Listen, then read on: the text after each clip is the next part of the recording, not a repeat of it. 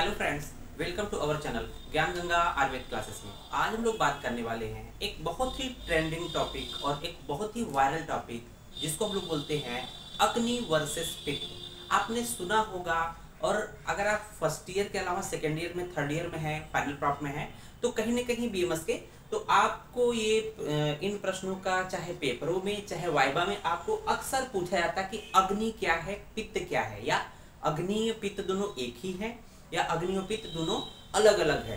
तो आप कंफ्यूज हो जाते हो क्योंकि जब देखा जाता है कि जो अग्नि का कार्य होता है दहन पाचन उष्ण होता है, और वही दिखता है कि जो पित्त है उसका भी अलग जगह पे वही दहन पाचन और उसमें उष्णता नजर आती है। तो क्या दोनों में क्या सिमिलरिटी है, क्या डिसिमिलरिटी है, हम इसके बारे में आज चर्चा करेंगे। तो ये बीएमएस फर्स्ट ईयर क्रिया शारीर के अंतर्गत जो सिलेबस में है, साथ ही साथ हम अगर फर्स्ट ईयर में क्लियर नहीं हुआ है जिनका, उनके लिए भी अर्थात सेकेंड ईयर और फाइनल प्राप्त के बच्चे भी को भी ये अनिवार्य रूप से वीडियो देखना चाहिए। तो आइए देखते हैं हम लोग अग्नि वर्सेस पित्त, बहुत ही ट्रेंडिंग टॉपिक है, इसके बारे में देखेंगे कि सिमिलरिटी अर्थात समानता। तो यही बात है कि समानता अर्थात सिमिलरिटी के बारे में बात करेंगे कि अग्नि और पित्त दोनों एक ही है। तो हम लोग बात करेंगे सुश्रुत की, क्योंकि देखिए सुश्रुत ने अलग अलग जगह पे अलग अलग बातें कही है। तो अलग अलग सबसे पहले हम बात करेंगे उनकी समानता की। तो सुश्रुत ने माना है कि एक जगह माना है कि अग्नि और पित्त क्या होते हैं, एक ही होते हैं। किस तरह से बोला है, क्यों बोला है, इसके बारे में बात करेंगे। तो यहाँ एक छोटा सा श्लोक है, श्लोक तो काफी बड़ा है बट हम लोगों ने इसे छोटा कर दिया है। आपको भी एग्जाम अगर लिखने को आएगा तो आप कोशिश करिएगा कि ये श्लोक इनसाइड में करके डट डट करके यहाँ रेफरेंस लिख के उसका मीनिंग लिखना होता है। तो ध्यान दीजिएगा कि न खलु पित्त व्यतिरेका, न खलु मतलब न खलु पित्त व्यतिरेका अन्यो अग्नि रूप लभ्यते आग्नेयत्वात् पित्ते दहन पचन। तो डैश डैश डैश करके हम लोगों ने सुश्रुत सूत्र 21 का 9वां नंबर का श्लोक है। सुश्रुत सूत्र 21 सूत्र स्थान के 21वें का 9 नंबर श्लोक है। क्या बोलते हैं कि न खलु पित्त व्यतिरेका, अर्थात शरीर में पित्त के अतिरिक्त, शरीर की बात कर रहा है, शरीर में पित्त के अतिरिक्त शरीर में अन्य अग्नि उपलब्ध नहीं होती है। तो पहला पॉइंट हम लोग को क्लियर मिल गया कि पित्त के अतिरिक्त शरीर में अन्य अग्नि उपलब्ध नहीं होती है। तो ये हम लोग देख रहे हैं सिमिलरिटी, मींस अग्नि और पित्त को एक ही माना है आचार्य सुश्रुत ने इस रेफरेंस में। ठीक है, फिर क्या बोला है, क्यों ऐसा माना है कि पित्त के अतिरिक्त शरीर में अग्नि नहीं है, क्यों माना है, क्योंकि पित्त में अग्नि गुण होने से, पित्त में क्या होता है, अग्नि गुण होता है। अग्नि गुण होने से दहन, जो अग्नि का कार्य होता है वही पित्त का काम है। पित्त में अग्नि गुण होने से दहन पाचन आदि क्रियाओं के बढ़ जाने पर, दहन पाचन आदि क्रियाएं होती है, जब ये क्रियाएं बहुत ज्यादा बढ़ जाती है, जब अग्नि की मात्रा बहुत ज्यादा बढ़ जाती है तो क्या करते हैं, बढ़ जाने पर अग्नि के समान ही उपचार किया जाता है। तो उपचार भी कहीं न कहीं दोनों का सिमिलर होता है।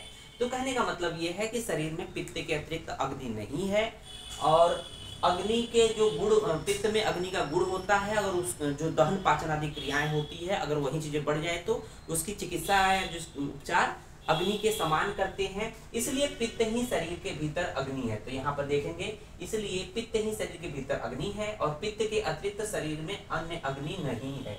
तो पहला पॉइंट क्लियर हो गया, ये समानता होगी। दूसरा पॉइंट हम लोग देखेंगे समानता में कि पित्त के 5 भेदों को न कहकर अग्नि नाम दिया है। हम लोग देखते हैं कि पित्त के चरक ने पित्त के 5 भेद बोले हैं, वाग्भट ने अलग अलग बात बताए हैं। तो सुश्रुत ने क्या बोले हैं, सुश्रुत ने उसी रेफरेंस में सुश्रुत सूत्र 21 वाले ही चैप्टर में उन्होंने क्या बोला है, उन्होंने जैसे कि पाचक अग्नि, देखेंगे क्या बोला है, टर्म अग्नि दिया है, कहा पित्त के 5 भेदों को पित्त न कहकर, पित्त के जो 5 भेद बोले हैं उन्होंने अग्नि न, मतलब पित्त टर्म न देकर उसको अग्नि नाम दिया। जैसे पाचक अग्नि, यहाँ पर होना क्या चाहिए, पाचक पित्त होना चाहिए। दूसरा है रंजक अग्नि, तो यहाँ पर रंजक पित्त होना चाहिए बट रंजक अग्नि दिया है। आलोचक अग्नि, साधक अग्नि, भ्राजक अग्नि। तो देखेंगे पित्त की जगह पे उन्होंने क्या बोल दिया, अग्नि बोल दिया, अर्थात दोनों को एक ही माना है। तीसरा पॉइंट देखेंगे, दोनों उष्ण गुण होते हैं। तो दोनों में क्या होते हैं, उष्ण गुण होते हैं। तो ये आपके 3 सिमिलरिटी हो गई। अब आते हैं कि इनमें क्या डिसिमिलरिटी होती है, क्या असमानता होती है, क्या पित्त अग्नि से कैसे डिफर करता है, इसके बारे में देखेंगे। तो हम लोग देखते हैं कि यहाँ पर है समदोष समाग्निश। हम लोग स्वस्थ की परिभाषा पढ़ते हैं, सुश्रुत ने जो स्वस्थ की परिभाषा दिया है, सुश्रुत ने स्वस्थ की परिभाषा क्या दी है, आप लोग को याद भी होगा, समदोष समाग्नि सब धातु मल क्रिया प्रसन्न आत्मेंद्रिय मन स्वस्थ इत्यादि दिए थे।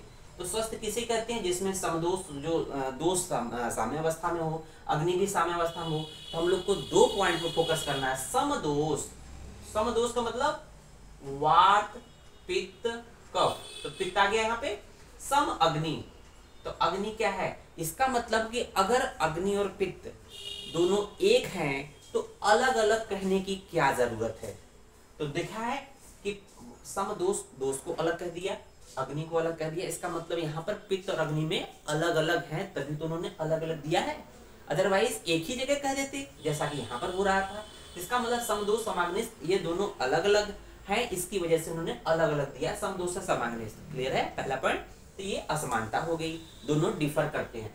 दूसरा पॉइंट देखेंगे, जैसे हम लोग देखते हैं घृत का सेवन, अगर घृत पान कराया जाता है किसी व्यक्ति को, रोगी व्यक्ति को, तो पित्त का तो शमन होता है, पित्त का शमन होता है।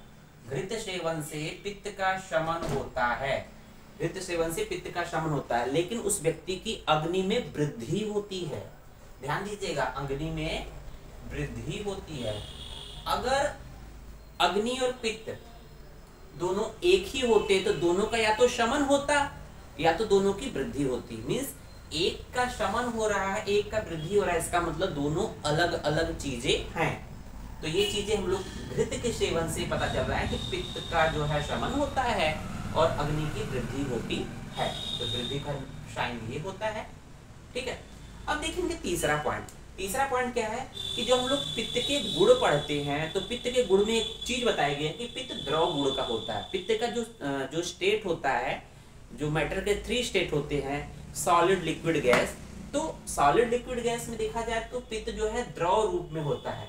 सस्नेहम उष्णम तीक्ष्णम द्रवम सरम अम्लम कटु, द्रवम सरम अम्लम कटु, यहाँ अम्ल छूट गया है बट यहाँ द्रव, पित्त क्या है, द्रव बताया गया, जबकि अग्नि द्रव नहीं है, जबकि अग्नि द्रव नहीं है। पित्त का जो गुण बताया गया है, जो स्टेट बताया गया है, वो द्रव रूप में बताया गया, अग्नि द्रव नहीं है। तो ये डिफरेंस हो गया। फिर देखेंगे भेद अर्थात प्रकार। तो पित्त के भेद हम लोग कितने भेद देखे, यहाँ पर 5 भेद देखे हैं। तो पित्त के सुश्रुत ने 5 भेद माने हैं, जबकि अग्नि के 13 भेद माने हैं, 13 भेद माने हैं। तो 13 भेदों में क्या क्या चीजें हैं, तो यहाँ पर देखेंगे एक जठराग्नि और 5 भूताग्नि और 7 धात्वाग्नि। तो इस तरह से हम लोग के सिमिलरिटी और डिसिमिलरिटी अर्थात समानता और असमानता का जो टॉपिक है ये क्लियर हो जाता है कि पित्त और अग्नि एक ही है, एक जगह बोला गया और दूसरे रेफरेंस में बोला कि अलग अलग होते हैं। धन्यवाद। वीडियो समझ में आया हो तो वीडियो को लाइक, शेयर और चैनल को सब्सक्राइब जरूर करें।